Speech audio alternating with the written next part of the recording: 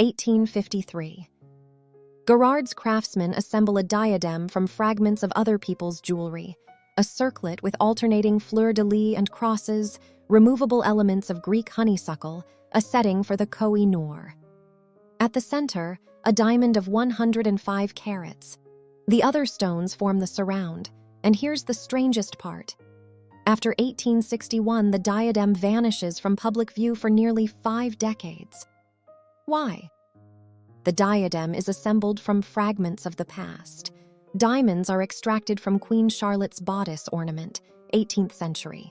They add the Cumberland stone from German dukes, then a Turkish diamond of 17 carats, a gift from Sultan Abdulmajid I for the Crimean War.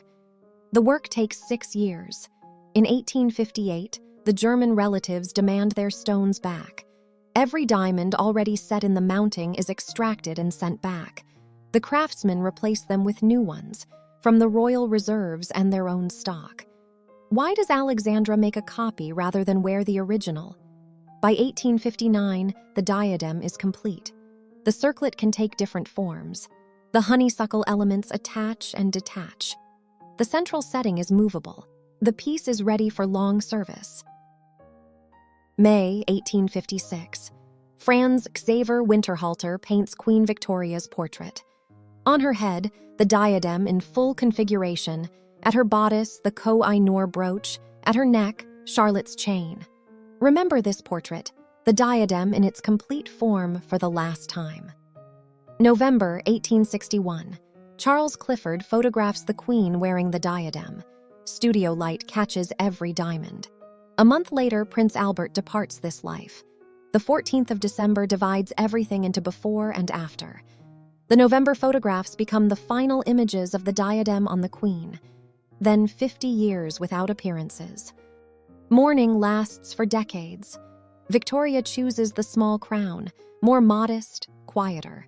The diadem remains in the treasury. Sometimes it's worn at official events, but it's no longer an ornament of joy. Queen Alexandra, consort to Edward VII, doesn't take Victoria's diadem. She commissions her own, almost identical. It's respect for the past and the beginning of a new tradition at once.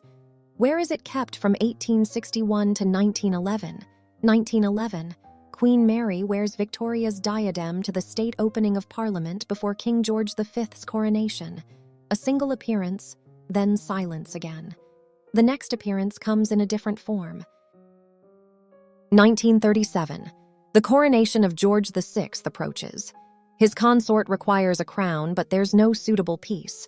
The decision is made to dismantle Victoria's diadem, and here the dismantling begins. Garrard's craftsmen extract every stone. The Koh-i-Noor and the Turkish diamond become the center of a new crown. 2,800 diamonds find their place in a platinum mounting, the first platinum royal crown in history. The design allows the arches to be removed at the crossing points.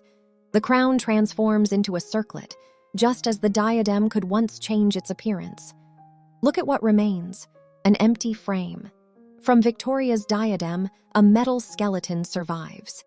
It's placed in the Museum of London, a framework without diamonds. The crown survives the coronation of 1937, appears without arches in 1953 at Elizabeth II's coronation. In 2002, it's placed on the Queen Mother's coffin, the arches in position for the last time. Now the crown sits motionless in its case. September 2022. The Indian government protests against possible use of the crown for Queen Camilla's coronation. On the 14th of February, 2023, the decision is announced: the crown won't be used. The Koh-i-Noor remains in the museum, Victoria's diadem frame in one gallery, the platinum crown with the same stones in another. Between them, 85 years and the passage of 6 reigns. Which image of this piece would you mark out first?